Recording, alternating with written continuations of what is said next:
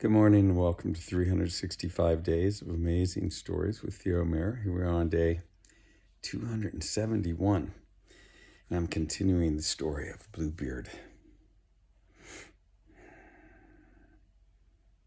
Wow. His wife, his bride, knew that death was upon her, and she was trying to,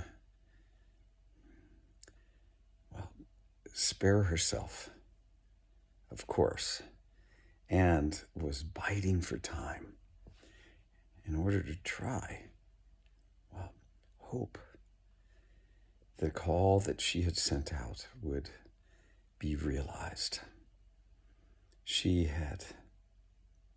When she had realized that she was going to be caught because that key could not be cleaned, she had put out a call to her brothers to come, to save her, to help her. Now, why she did not just run, I do not know, but probably in that place, there was nowhere to run. A woman could not go anywhere by herself like that and flee and not be known for having been the husband of so-and-so and for having left the way she did. She would be found out.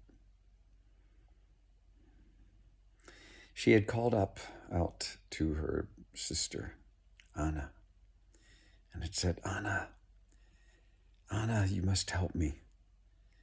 Tell me, what do you see? What do you see? And Anna, at the top of the house next door where she lived still with her mother, looked out and said, I see nothing but the sun, which seems to bring up a dust in the green grass.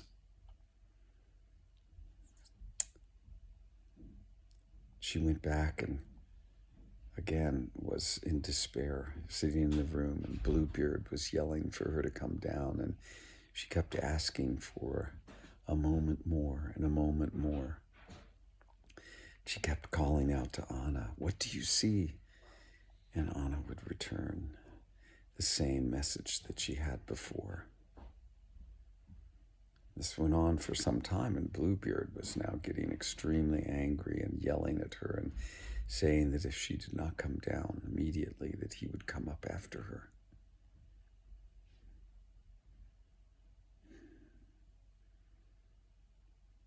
Finally, she called up and said, what do you see?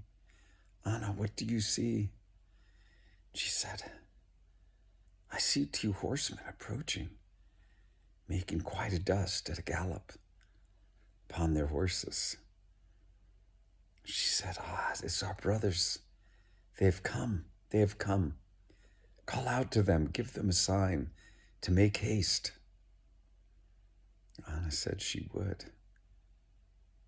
Bluebeard came storming up, grabbed the maiden by her hair and drug her down the stairs. All this time he had been brandishing a saber, and he pulled her head up by her hair and took the saber and was ready to cut her head off. Began screaming at her, and she said, please, please, wait, let me compose myself. He said, no, I will not let you compose yourself. He raised his sword, and just at that moment, there was such a crashing at the door, the gateway into the courtyard, where Bluebeard was standing, ready to behead his wife, that he stopped. The 2 brothers came in. One was a musketeer, and the other was a soldier. And as they came in, Bluebeard saw that they were her brothers, who he knew, and he began to run, to flee, to get away. The brothers ran after him, and as quickly as they caught him, they ran him through. Bluebeard dead, the maiden saved.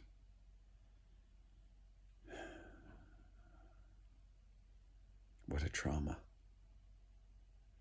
In time, the maiden recovered herself, and with the great wealth that he had, well, Bluebeard had, now hers, she made sure, first of all, that her sister was married to a beautiful young man, fitting for her. She also gave money to everyone in need within that village where she lived.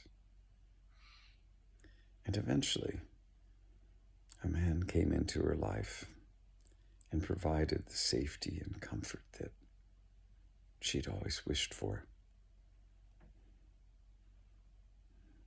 Bluebeard was, of course, forgotten.